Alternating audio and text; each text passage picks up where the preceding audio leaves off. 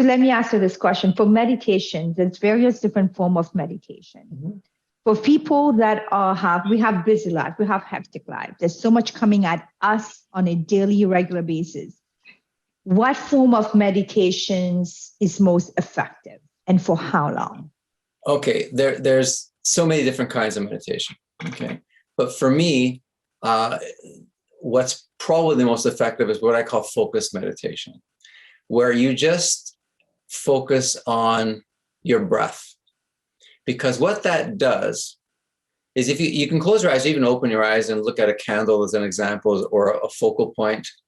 But the idea is to, if you focus on your breath and just focus on the air coming into your lungs, into your body, and going out, it brings your mind to a present state. Okay.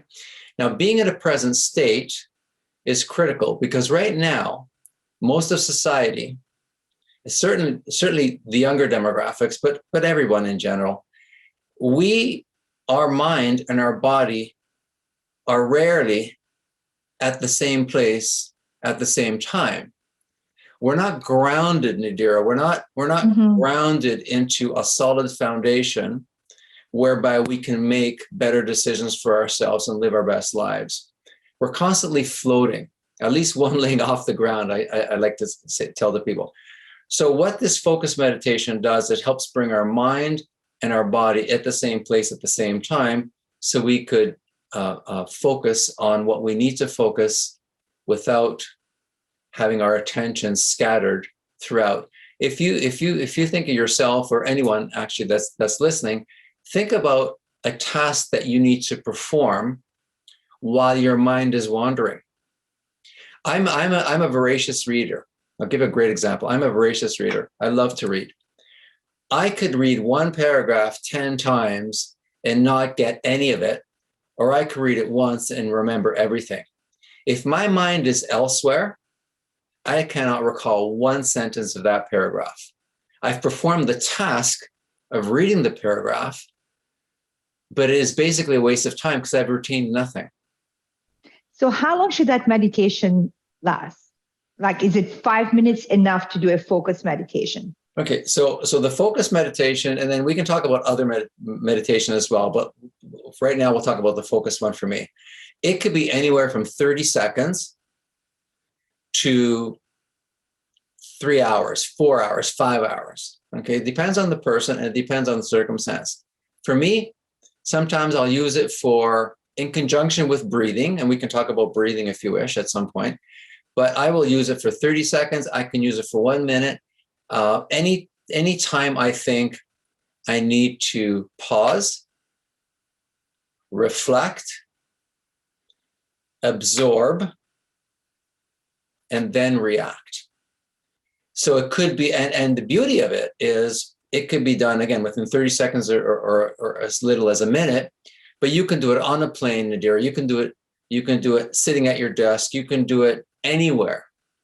And no one will notice. It's not one of these things where you have to sit, cross-legged in a certain mudra, et cetera. So where people think like that person is obviously meditating.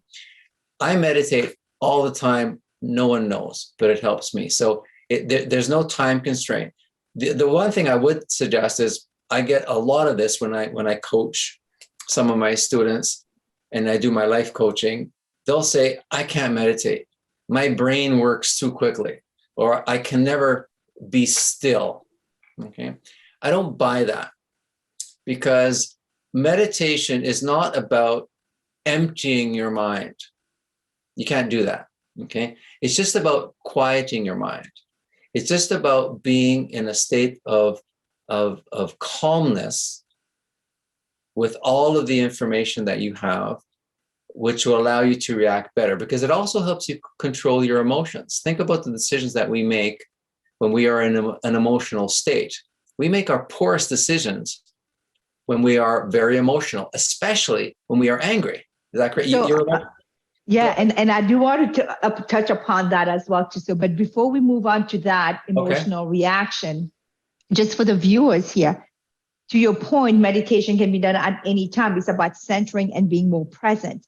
And I do want to say for viewers out there, think about the moments when you locked the door and you forgot that you locked your door. And the only reason why you come back to check is because you were not present when you were doing it.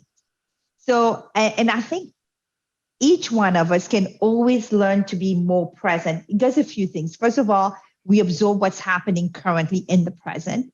Second, we enjoy ourselves a lot more, right? Depending on what you're doing. Like, for example, myself, I just came back from a vacation in Nova Scotia. When I was in Cape Breton, I make sure that I was very present so that I can absorb that beauty of Cape Breton, of Cabot Trail. And I think we all need to do that, to your point.